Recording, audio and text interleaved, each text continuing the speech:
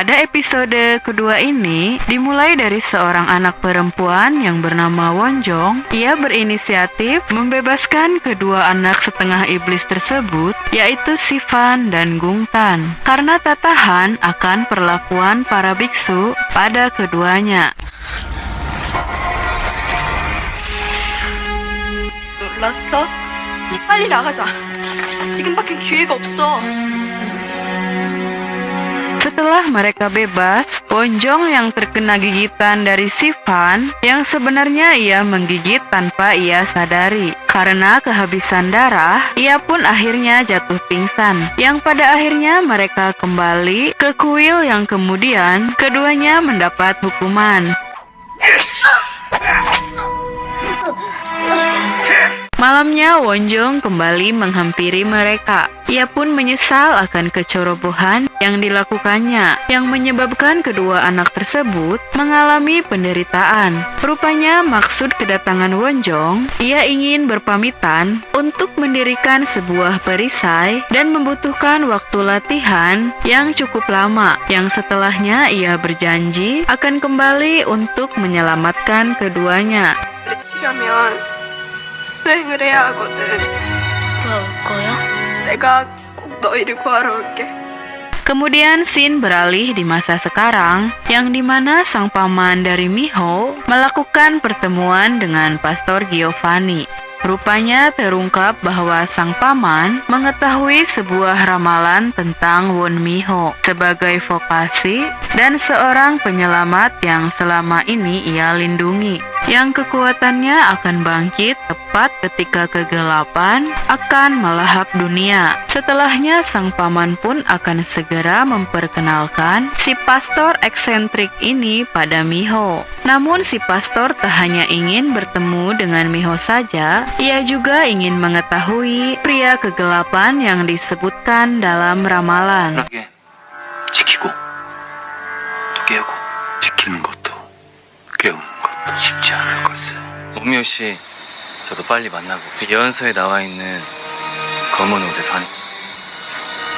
Malamnya Miho menghubungi sang paman untuk memintanya mengirim sebuah kendaraan. Rupanya ini adalah scene pada episode sebelumnya, yang dimana Miho diteror oleh iblis nafsu yang mengambil alih tubuh sekretaris Kang. Fan yang mendengar teriakan Miho, dengan sigap ia pun langsung membantai habis iblis tersebut.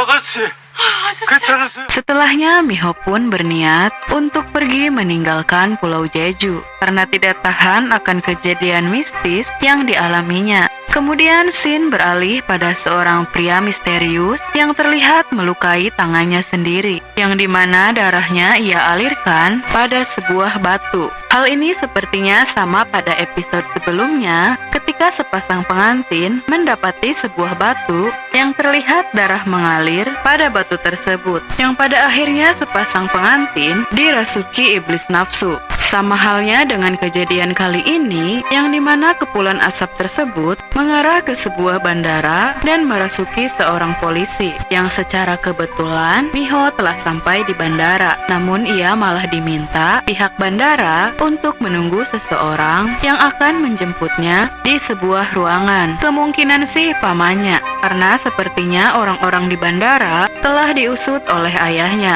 agar Miho tetap berada di Pulau Jeju. Dan tiba-tiba datanglah polisi iblis tersebut. Miho yang menyadari ada yang tak beres dengan polisi ini, ia pun berusaha kabur.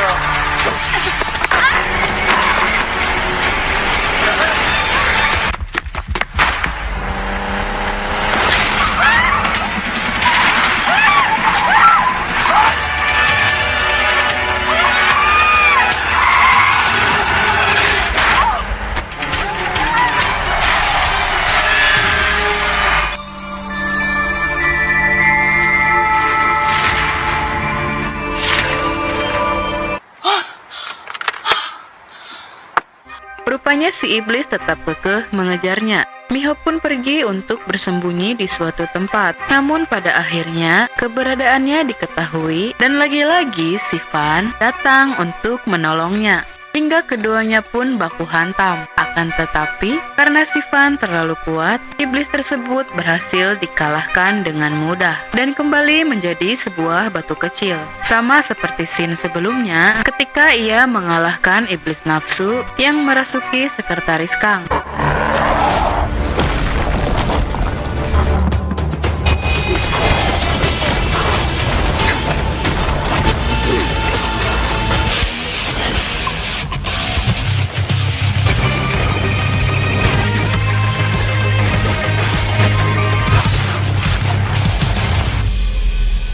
Setelahnya, Fan menjelaskan pada Miho tentang semua kejadian yang ia alami. Iblis nafsu sudah ada sejak zaman dahulu dan hanya Fanlah satu-satunya yang bisa membunuh iblis nafsu. Tak hanya itu saja, ia juga menjelaskan tentang jati diri Miho yang sebenarnya, yang dimana takdirnya yang memancing munculnya iblis tersebut. Jadi kemanapun Miho pergi, mereka akan mengikuti dan membunuhnya. Namun Miho tidak mengerti maksud dari si Fan mengenai takdirnya. Singkat cerita, rupanya batu-batu yang selalu ia kumpulkan merupakan perwujudan dari iblis nafsu yang telah terbunuh. Kemudian scene diperlihatkan seorang gadis SMA nampak mengamati sebuah patung yang dimana patung tersebut sepertinya patung yang disentuh pria misterius tadi malam. Ternyata gadis SMA tersebut merupakan cucu dari nenek Baekju.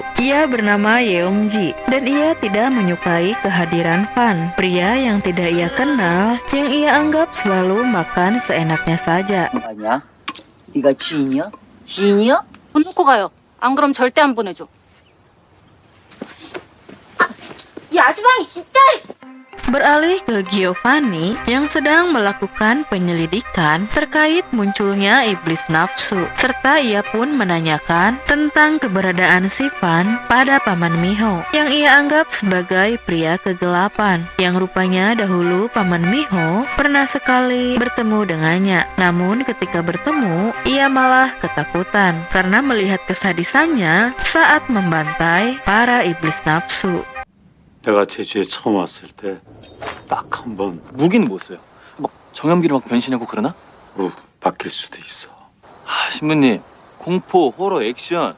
Malamnya sang paman pun menghampiri Miho dan benar saja rupanya yang mencegah Miho untuk keluar dari pulau ini adalah pamannya. Hal tersebut dilakukan sang paman semata-mata demi kebaikannya agar bibinya tidak lagi menjadikannya alasan untuk menjatuhkannya. Setelahnya ia pun meminum obat tidur, namun tiba-tiba ia mendengar suara dari luar kamarnya.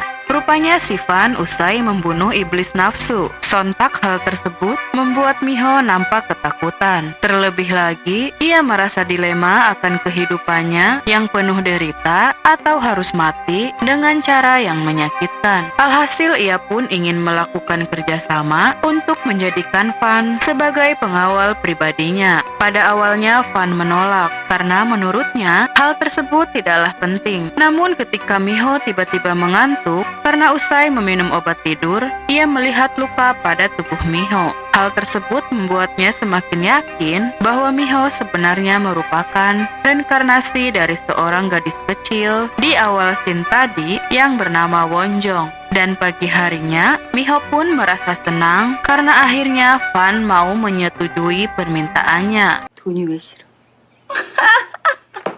왜 그 배를 안 적었지? 뭐야? 부르는 대로 달라는 거야? Kemudian scene beralih ke Fan yang dimana ia teringat janji dari Wonjong yang ketika itu ia bertemu kembali dengannya. Namun pertemuan tersebut harus berakhir tragis karena Fan berubah wujud menjadi iblis nafsu yang pada akhirnya menewaskan Wonjong. Mungkinkah hal tersebut ia lakukan karena Wonjong mengingkari janjinya, atau ada sesuatu hal lain yang membuatnya melakukan hal demikian? 오랜만이야.